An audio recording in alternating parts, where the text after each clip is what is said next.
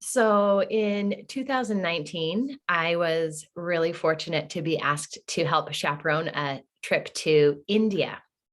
And I was chaperoning a group of, I think, like 5 or 6 really well-behaved, really respectful high school students. So I was very excited because I knew that part of the trip was going to be easy and I'd really be able to enjoy the rest of this experience of India.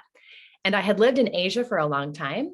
So I was super excited to get back to Asia and like this kind of frenetic, exciting energy that is there, that I find that really appealing. So all these students were coming from all over the world to this conference. They were coming and they were all coming to different parts of India and then journeying over like 2 weeks to come together for a conference. So it felt like this kind of magnetism pulling kids from around the world to this one central point. And, already I feel like India is kind of a magical, mystical place. So all of these elements were coming together and I somehow got drawn into this magnetic pull. I didn't even work with high school students at the time. So I felt it felt like serendipity to me. When we arrive at the conference, these Australians had come from Nepal. A bunch of Australian students and teachers had come from Nepal, and they had brought with them, they'd happened to pick up along the way, a yogi, a man who had, he owned, everything he owned, he carried in a small bag, like smaller than my purse. He didn't have a phone. He didn't have an address. Like everything he owned, he carried with him. And so the magic of him being swept up in this magnetic draw was like, that was a lot for me. I'm like, there's something really magical happening here. There's something very serendipitous happening. I need to find out what's going on. How did this guy get pulled into this thousands of students coming around the world conference? And then when I saw him, he was dressed in all white. He had a white beard and he was very casual and confident in himself and really like emanated this kind of joyful relaxation. I was like, I want to get some of that, but I was also kind of scared because I also studied yoga and was like a yoga teacher. And I was like, what if this guy meets me and he can see right through me? And he's like, oh, Western yoga, nothing, that's not right. So I was kind of scared. And when you're scared of the thing and so it's attracted to you and you're like, oh, I want to avoid it, and then you turn around and it's in your face. That's what happened to me. So on the last day of the conference, I'd successfully just admired this really interesting character from afar, but the last day of the conference there was an award ceremony, and I just happened to be seated next to this group of Australians and next to this yogi, and his name, surprisingly, was Joseph, which is not the most predictable Indian name that you would think of. But I was seated next to him, and we had just a few minutes to talk before the award ceremony started. And I shared like a little bit of my own journey in yoga and my own like seeking of truth and what is the meaning of life, just the basics. And then he shared, part of his life and his journey. And it felt so good to me to be like coming together, finally meeting this person and having my fears alleviated. And so this program begins and the kids are coming up to receive awards. And I lean over to him and I say, hey, Joseph, do you think you're going to receive an award today? Like I'm being kind of a smart aleck. And without missing a beat, he says, I am constantly winning prizes. And I laughed and I felt just this kind of delight and this absorbing of his joyful relaxation. Like, wow, everything is a prize. If that's your mindset, I'm constantly winning prizes. Like being drawn to this conference, being drawn at the last meeting to get to sit next to this cool dude that I've been wanting to meet. And like every breath is a prize. Being with your children is a prize. Even the challenging feelings can be a prize if we can feel them and feel our humanity there, And it was like one of the most magical and interesting experiences that I've had and been able to like relay in a way that I think other people can feel it too. So that's my story. I'm constantly winning prizes. Hello, everyone. This is Gina and Don with Focused Healthy Family. This is podcast number 19. Today, we are talking with Adrienne Johnson about conscious parenting. But before we get into it, let's hear a word from our sponsor. And we're back. Adrienne, I love your story, and everything is constantly receiving gifts. What a powerful message that is. Adrienne is the founder of the Kindness Machine, and she also calls herself the Confetti Cannon. That's a wonderful Cannon. Cannon. It's a deep subject, but we won't go into that one. Hidden depths in the confetti world. My handwriting, I think, does a bit. Well, you have a lot of things. So much background and so much things you're doing in conscious parenting, and so where do we even start? I'm curious about the Confetti Cannon and how you came to call yourself that. I'm so glad you asked, Gina. When you have a group of friends who recognize talents in yourself that you don't recognize. I have a friend that is part of a meditation circle that I'm a part of. And whenever I would join the circle, she'd say, here's the confetti cannon, because I think I have a natural propensity to delight and excitement. Mm-hmm. And also not only is the glass half full, the glass is overflowing, so I have this positivity that I can't help but radiate. That's wonderful. Well, it makes me think of the what was the singer that used to do the kids? Oh, Billy Jonas. Yeah, he used to do something with that, like the firework sound. Yes, he had a lot of sound effects, and sorry, with a little distraction there. So she also called me a kid whisperer. Oh. She's like, you're a confetti cannon and a kid whisperer. And I couldn't really, I didn't recognize, I recognized the confetti cannon at the time, but the kid whisperer, I was like, I don't really see that. And then as I continued to do my work or with children, I was like, oh, I am one. Kids really like me. I really connect with them. They're my people. And so she was just someone who really saw these traits in me that I didn't really see in myself. So she's a helpful friend. So I would say, in thinking about all the stuff that I looked over and what you do, I think the kid whisper, kid connections is kind of your thing, is what it seems like. Is that would you say that's true? Yeah. The Kindness Machine started from an idea that my sister and I had. We were writing an article for a journal here in the Southeast, and it was about kids dealing with toxic stress during COVID-19. Mm-hmm. And I had this idea. I was like, what if we created a kindness machine, and then the kids, when they're feeling stressed, they play with this machine, and it gives them an idea for an act of service, because we all know service changes our focus and helps us to regulate. And so the idea of the kindness machine is helping kids, connecting with kids to help them be regulated, deal with their big feelings. And I think that's just one of my, I'm really positive, but I can also see children or where they are and who they are in the moment. And so my big drive is to help make the world a better place for children. And I know that grown-ups are responsible for that. So they working with parents as well to help to create a more nurturing environment in the home and in the schools and in life in general. So that's where I feel like my calling is around. So tell us more about the Kindness Machine. Oh, the Kindness Machine. So, it's not a physical machine. It is. I have a prototype of it. And when I create videos for kids about dealing with emotions, then we use the Kindness Machine and we play with different parts on it. And it gives suggestions for things like breathing exercises or gratitude practices or those kinds of things that help kids to regulate. Mm-hmm. So that I make videos for kids that are just on my YouTube channel, on my website. And that's just for free to help kids to learn how to be in the world, because this is a tricky place. And then that's just my umbrella for my conscious parenting business as well.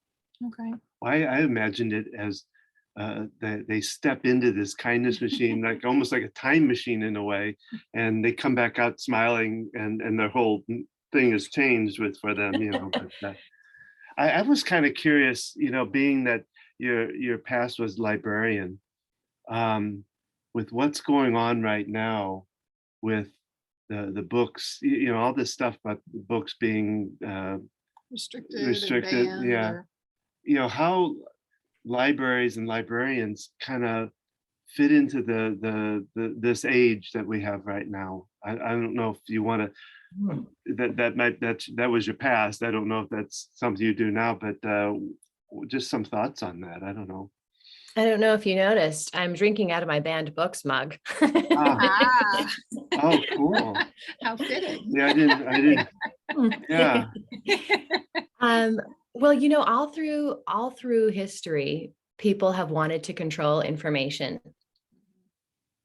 So, and they wanted to tell people, oh, don't look at this information. This is dangerous. Don't look at this. This won't bring you happiness and joy, you know.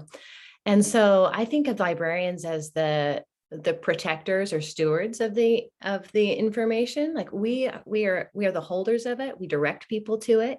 And also it's really important for us to be able to help people to look critically at that information, not just take everything in, you know. Like Right. we used to say, like, you can't trust everything in a newspaper or something, you know, but just because it's printed doesn't mean you have to trust it. So part of my role, I felt as a librarian working with children, was to teach critical thinking skills Mhm. so that they could see, oh, does this information match what I already think and believe? And if not, do I need to change my belief, or do I need to look for more information to figure out what is my truth? And who can I trust? You know, it's really about learning to trust your own self and your thinking. So that's really what I would focus on, is a lot of critical thinking skills and research skills that would help kids to learn to deal with misinformation and information in conflict, and learn to read and trust what they are reading. That's powerful, because that's a skill that kids need in so many areas of their life as they grow up, critically thinking, being able to analyze any information that's coming at them, things they're being told at school, at work, you know, all kinds of encounters, and to make their own decisions on things. So you tie that into your practice, I would imagine, you know, help it, I guess tell us a little bit about like what you do in your, because you do coaching, family coaching, parent coaching, I think is what your Yes. your kindness machine is about. So tell us a little bit more about what you do when you're working with families. Yeah. Well, a lot of folks come to me because they, you know, recognize that the practices that they have with their kids, a lot of people are like, oh, I'm doing the same thing that my parent did to me. You know, they're like, I want to do it differently. I want to do it better. Or people come to me because they're like, I don't know what to do with my child. My child is having dysregulated periods and throwing rocks instead of following directions, and doing things that they don't personally know how to deal with, because, you know, we're just grown-ups and we become parents, and there's very little training other than what our parents did for us. So what I do with parents in coaching is I actually have a 12-week training program that we talk about neuroscience, and we talk about emotional intelligence, and we learn and practice nonviolent communication. And we really look a lot at generational patterns so that the grown-ups can get to the root of their own feelings in reaction to what the children are doing, so that they can let go of the stories that have kind of held them captive in the past, and they can allow for their children to experience their own lives without their parents putting on their own generational cycles.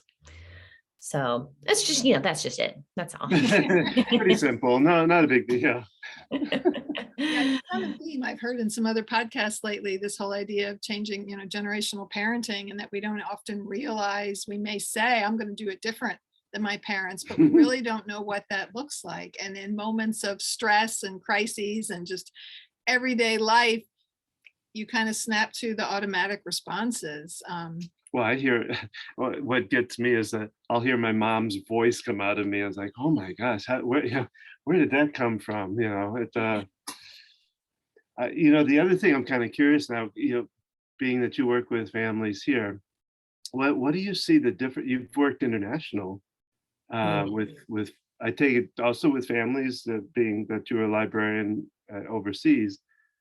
What kind of differences do you see in family patterns, things like that, with compared to, say, like you worked in China? What do you see the difference?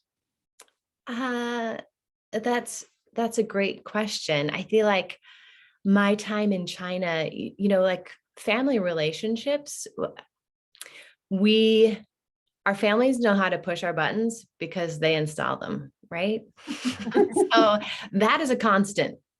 Um, and and the expectations around what families do for each other is different culturally. Like Mhm. like how kids show up for parents in old age and how grown-ups show up for kids in the younger years, are kind of different. Like I think about my experience in China with a lot of immigrants, people who had worked in the countryside, moving to the cities, and their children were at home with their grandparents.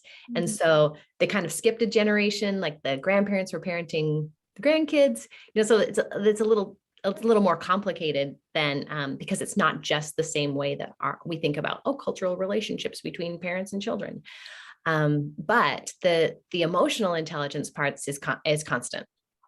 Right, Right? If someone is treated in I don't know, fierce or harsh way, that right, is what is regurgitated. So that is the constant among all the human family. right. Yeah, I would imagine you're seeing the similarities even among the different cultures. We have a background of a dog lapping up water behind us here, so wondering if that's coming across, but yeah, looking at, seeing the difference in different cultures and realizing that there's so much similarities. well, and my limited knowledge of families in overseas or in different countries is, that the kids don't really necessarily move away, that everybody kind of stays together as a family. Is that true, and is that changing? I can't speak for, I can only speak for my experience, especially with Chinese families. And that is that my colleagues who were my same age still lived at home with their parents. And then when my colleague Cece got married, she moved in with her husband's family. Uh, So there is a very different idea of independence and what it looks like. I think the American idea of independence, and like, once you're 18, you're on your own and you got to go out there and do the hustle and live the adult life. That is like really challenging for young adults, right? Because we know we need to be interdependent, really got to rely on each other. And we kind of, an American culture, have stripped that away. So I feel like for young adults, I'm saying this because I have two young adults, like that idea of having to be independent is so ingrained, and it's also false. But I can also see the challenges of living with your in-laws or living with your own parents for perpetuity. Like that has its own real challenges there. Yeah, yeah. Typical American culture today, you often don't even live in the proximity of extended family, and yet it adds so many extra challenges. But yeah, it's hard to imagine living with in-laws. let's not go down that road. No, so it's who's listening. But in your past, there was a really interesting. You called yourself design thinking community strategist, and is that kind of tying into what we're talking about here? What? Tell me. I'm curious about that. Oh, well, this is I'm trying to bring all of these threads together in my life.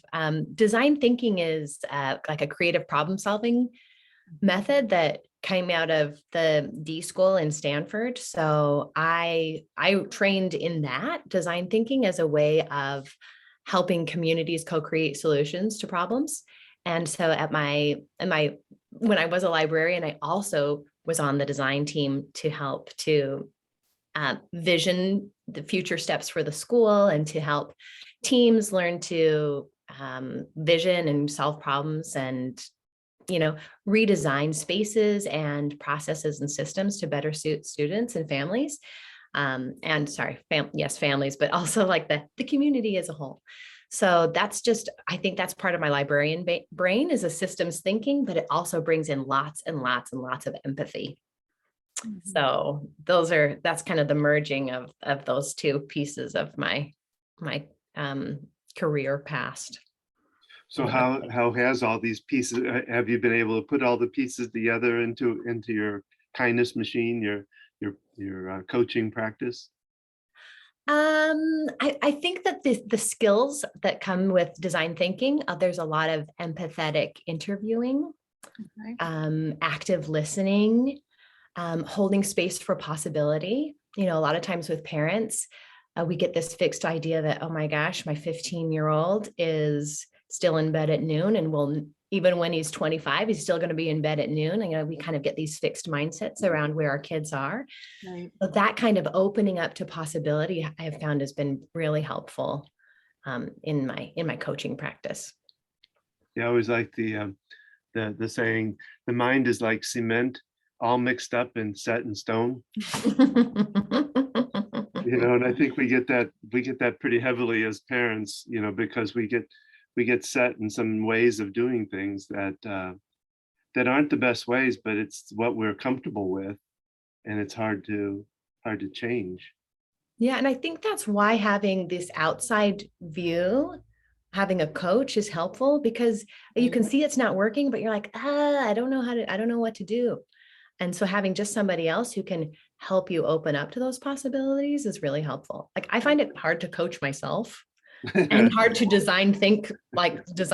design thinking to solve my own problems. But when I'm working with a team or a colleague or someone else who is trained in that, I'm like, oh yeah, I just use my skills now, but it's hard to do.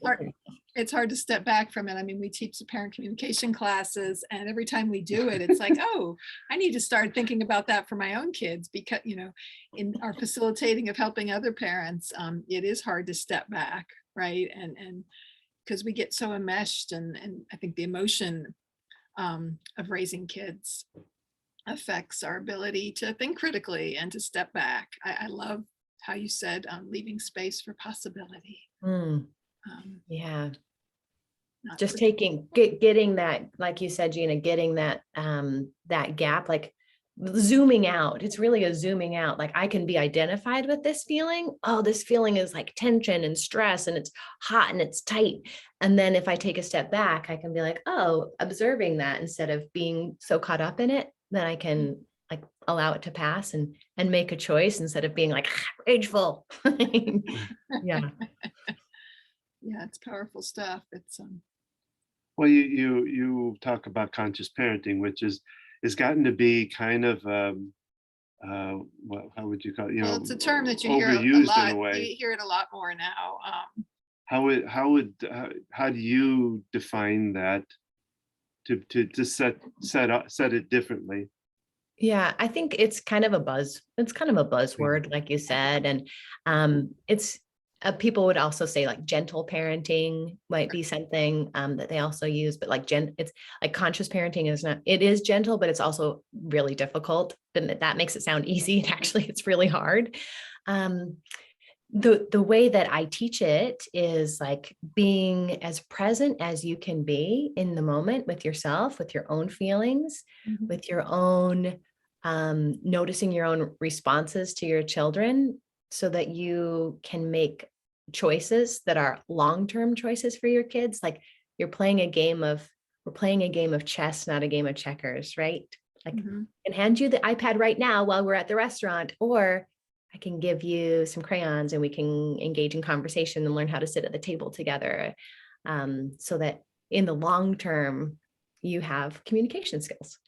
So it's about being present to help to really see your kids in the moment. That's the core of what it is I do. That makes a lot of sense. Well, I always define, because I've been doing a mindset talk on my own, And I talk about consciousness, and I always, because to me it's very fluff and stuff when most people think about it kind of in a, I don't know, esoteric way or something. But I like to think about it as tuning in, Mm. tuning into yourself first. Now, in conscious parenting, it means tuning into your parenting style. You're first tuning into yourself, but also tuning into your parenting style, tuning in to what your partner's doing. And because I always love, consciousness and mindfulness to me are pretty similar.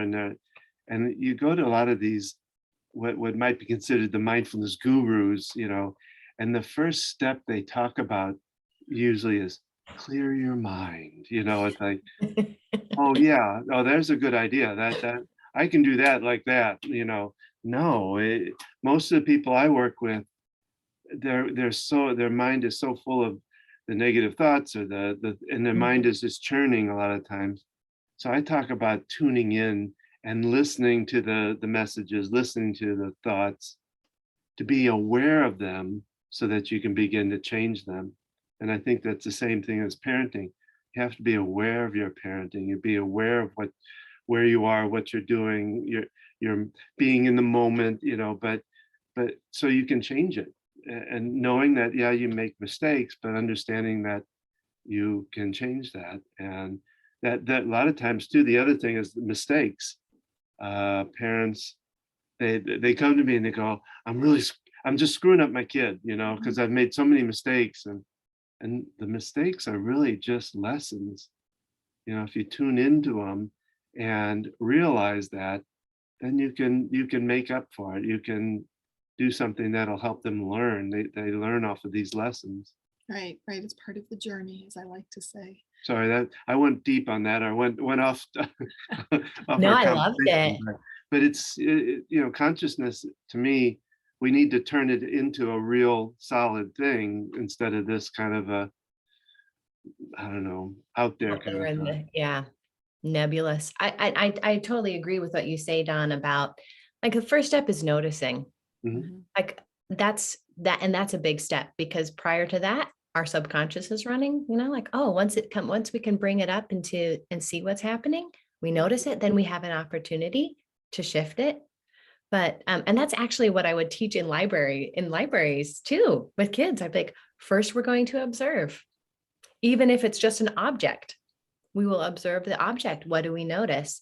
And then start to get curious. And curiosity is such a huge part too of connecting with our kids and really uncovering what's going on beneath their behaviors that are troubling to us, and what's going on beneath our own behaviors that are troubling to us.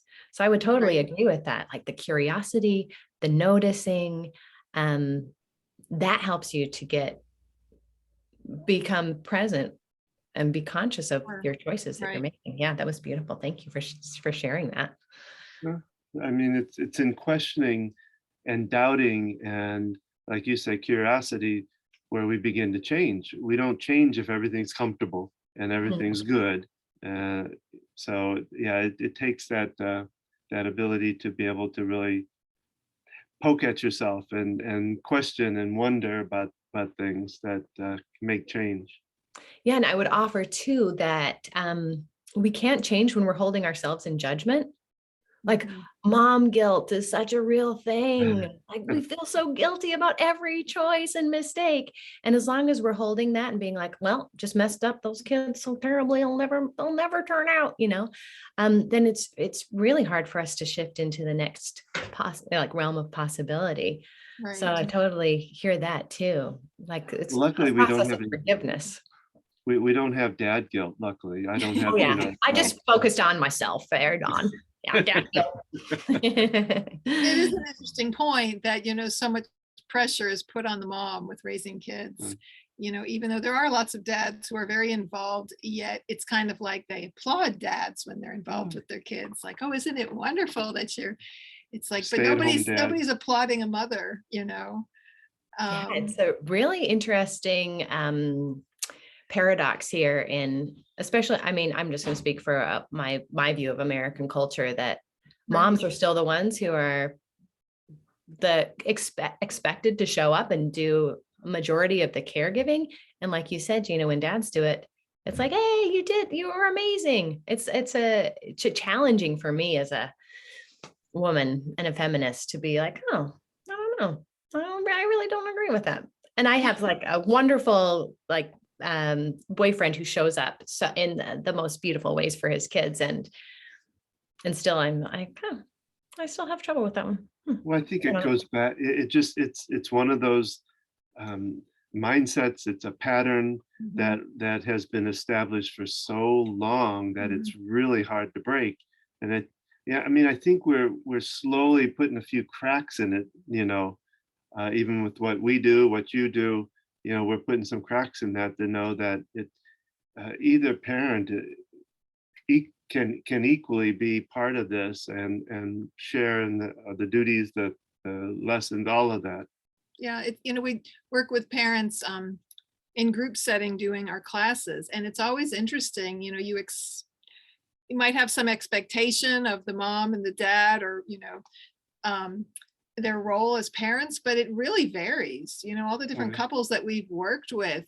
Sometimes it's the mom who's more patient, sometimes it's the dad of the kids, and it really can vary quite a bit, and even as far as their role and involvement with raising the kids. And Well, then to think about, there's kind of a mother-son bond and a father's-daughter bond that play into that some too, I would think. yeah, there's can be a lot of different family dynamics that affect things. Because I remember one of the couples we worked with, that the daughter really pushed all the mom's buttons. I mean, big time, and we were teaching her the communication that kind of helped to change it some, but it was a very strong, resistant kind of situation for them. So Yeah.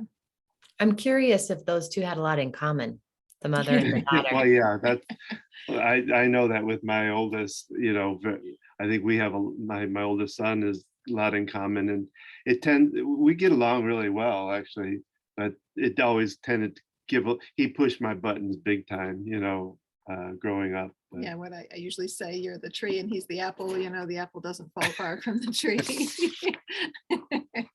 Just especially, he's 24 now, especially as an adult, and just really seeing those similarities play out. But it's a matter of paying attention to it. The parents who come to our classes, they're examining, they're realizing what they're doing is not working. So they're willing to step back. And a lot of times they realize, okay, this is more about me than my kid's behavior. What am I bringing to it? And it's, having that awareness is huge.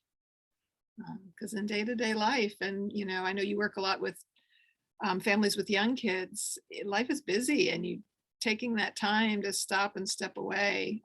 I love the whole idea of being curious about it, rather than, oh my God, my child's what are they doing? This is stepping back and seeing that curiosity to examine it. So is there a message you would like to get out in this, based on what your beliefs are with family and all? Is there some message that you'd like to be able to get out to our audience about what you do, what about families, parenting, any of that? Yeah, I think I'd like to just continue on what Gina is saying, and like being more curious than certain about our kids and ourselves allows us to have some space to shift. And so instead of passing a judgment and being like, oh, he's never going to get it, asking, what is he doing right now? Why is he doing that? Why am I reacting this way? Just instead of saying the statement, asking the question. And the other thing I would say is it's never too late. Like we still have time. There's still time. Yep, no matter what our ages of our children Yeah, are, it's a relationship, and just any relationship can be healed and changed, and there's always room for growth. Yeah, I always tell the story about one of my oldest clients when I was working at my tapping practice, my EFT practice. She was 72, if I remember right, and just gotten divorced, all this, and expected to move up to Charlotte back from Florida, where her kids lived here in Charlotte, and just expected when she got here the reason she moved here is because she thought it was going to be this grand reunion with her kids, and they were going to be right there wanting to do stuff with her, go places. Well, the problem was that when they were growing up, she was military mom, not really, not in the military, but just, oh my gosh, stern and strict, and not the nicest mom in the world. And so her kids drifted away from her and didn't want to have anything to do with her. Mm, And she would tell them off before she would tell them she loved them. mm, And so we had to do a lot of work with changing her. And we were able to kind of build back that relationship and get her back kind of talking to the kids, doing things with them. It wasn't perfect and it wasn't completely healed, but it was in a much better place where she could do stuff with them and talk nicely to them.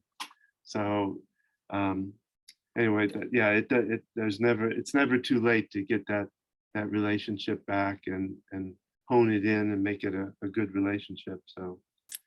So tell us how people can learn more about you, Adrienne, and the things you do. oh yeah, come to my website. It's www.thekindnessmachine.com.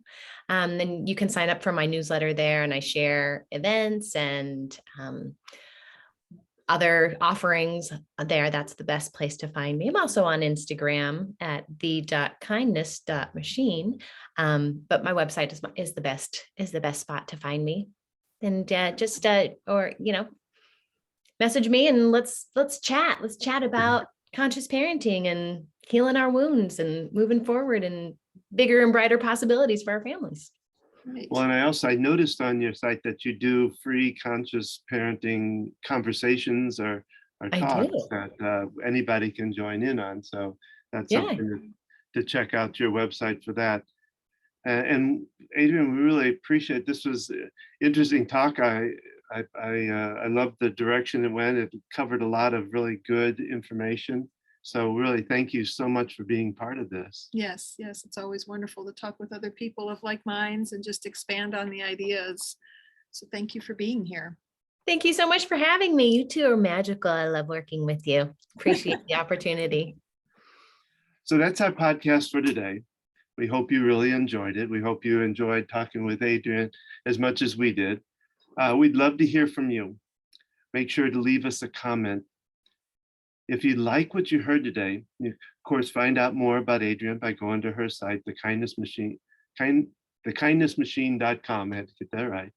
You can also learn more about us and our coaching program and find out more about our next workshop by going to focusedhealthyfamily.com. You can follow us on Facebook at Focused Healthy Family. And on Instagram, Gina at Focused Healthy Family. And remember, how you speak to your children now shapes their future.